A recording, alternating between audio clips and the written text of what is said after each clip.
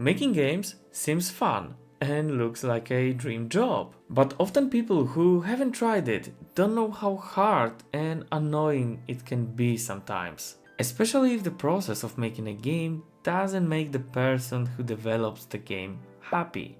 That means the progress will be slower and you won't enjoy it as much. And that's why I say the game development process should be fun. But it's easy to say, make it fun, but it's actually hard to do. Let me help you with that. I recently had to pause one of my projects mostly because I was moving, but I remember how much fun I had back then and how much fun I have right now, and the difference is huge.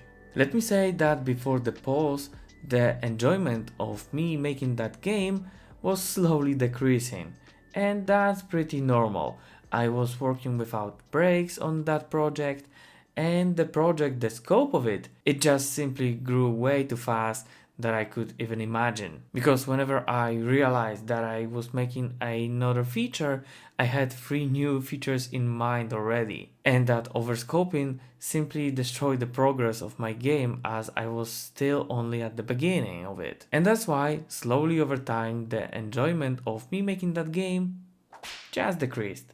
I was just slowly getting tired of it, making those complex mechanics and connecting them together. But who knows, maybe one day I will have enough time and I will fix the scope of that game to make it possible to even release, and maybe one day I will get back to it, finish it and release it for you. But I don't regret pausing that project, as after that small break of mine, I simply regained all the strength and energy to make a smaller project that will be way more fun to develop than this one is. So, no regrets whatsoever.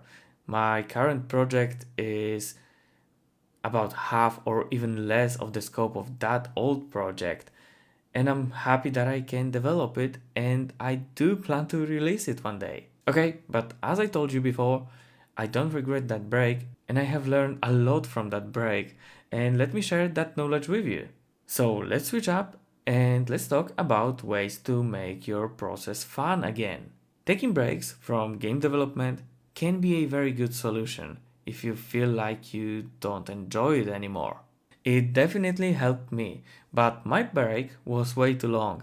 I had about 3 months of break. Part of that was that I was moving to another apartment, but taking a 3 months break is definitely way too long. Just consider taking a maybe a week break. And that's what I regret not doing when developing that old project. I didn't have a lot of breaks and the project just simply slowly burned me out. Okay, breaks are great, but consider adding small features into your game that will simply make you happy. Or maybe that feature could make you laugh, like for example, funny dialogues or silly sound effects. Only you know your game and what players could have a fun time discovering. I bet that in your whole experience as a gamer, you already experience things like that. Sometimes those things are totally out of place, but if that things makes you happy to code, then why not add it? If that won't increase the scope of your game very much and you'll enjoy the process of coding that, then maybe the players will also enjoy discovering it. And here we are very close to the thing called Easter egg. Adding Easter eggs is always fun for me. They are often not related to the story of the game, but adding them is definitely fun for the developer, as also discovering them for the players. They are often somewhat hidden inside your game and only a few players will be able to see them. But just imagine that after a year or two of the release of your game, you'll find the video on YouTube about that Easter egg that you have added. And I bet seeing that someone found out your Easter egg will simply make you happy, even if that's a few years later after the release of your game. And maybe that's delayed happiness, but it still does count. So, try to do tasks that you enjoy. And maybe you can consider outsourcing things that you don't like about game development.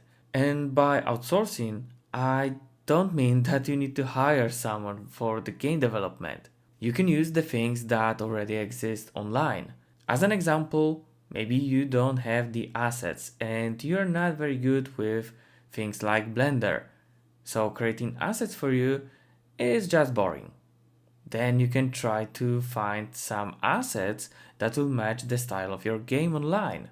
And paying that small price for the license will be way better solution than if you had to force yourself into 10 or 20 hours of a tedious work that you don't really enjoy doing. So that way you can just get those assets and get back to the things that you like about game development. I bet that most of you don't know that, but I do have the list that I follow whenever I record those videos. So let's move on to the next topic on that list, and that is GDD, a game design document. Some people are making games without any game design document, where you have a more detailed version of your development process that you want to follow. And when you have something like that, then that thing can make you more focused on the parts that you want to develop in the future. Also, even writing a game design document can be fun, as well as improving it later. So, if you don't have any GDD at that moment, try making one.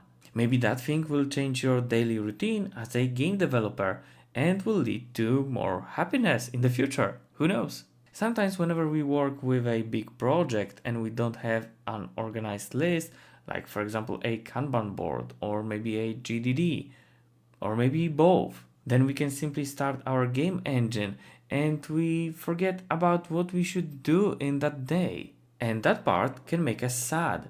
So creating an organized Kanban board or GDD can help you out. Your game will only benefit if you have fun making it. And that's very important to remember, as without the fun, you can quickly burn out. And I have to say that I experienced that a lot in the past. So if you don't want to make my mistakes, just make sure to check out this video.